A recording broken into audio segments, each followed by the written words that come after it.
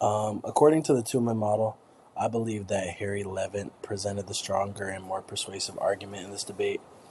I mean, obviously, while both sides made good and valid points, I feel like Harry did a better job connecting his evidence to his overall claim and explaining why the issue matters to society, really. Um, Harry's claim was that legalizing sports gambling has become a bad bet because it has created a growing public health problem. And to support his claim, he provided several grounds, including the rise of online gambling, the increase in gambling advertisements that we see, research showing higher rates of financial problems in the states with legalized betting, and the fact that major medical organizations recognize gambling addiction as a real addiction. And I feel like these examples gave his audience specific reasons to believe that sports gambling is causing harm beyond just individual gamblers. Harry's warrant was that if an activity creates widespread harm to people, families, and communities, then the government should step in and regulate it more closely. I feel like this warrant connected his evidence directly to his claim and made his argument easier to follow. And he also strengthened his this point by discussing how sports betting has changed since legalization, especially through online apps and micro betting, which allow people to place bets constantly through a game.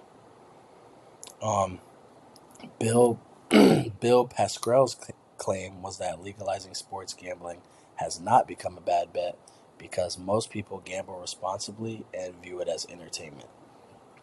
And his grounds included the creation of jobs, increased tax revenue, and the argument that only a small percentage of gamblers develop addiction problems.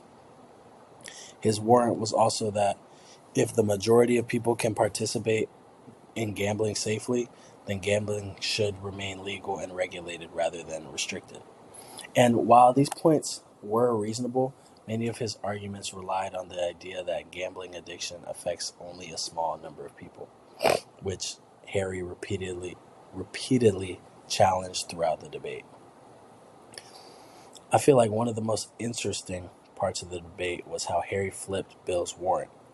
Bill argued that gambling's economic benefits, such as jobs and tax revenues, show that legalization has been successful. Harry responded by arguing that those benefits do not outweigh the harm caused to individuals and families struggling with addiction.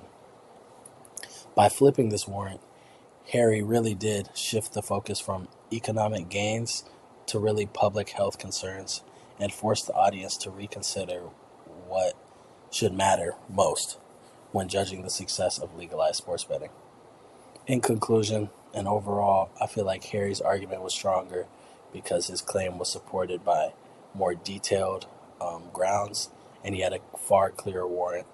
He also consistently connected his evidence back to his main point and challenged Bill's argument. Although Bill did present some good counter arguments about personal responsibility and the economic benefits, Harry's use of evidence and his ability to flip the warrant made his position way more convincing, according to the Toulman model.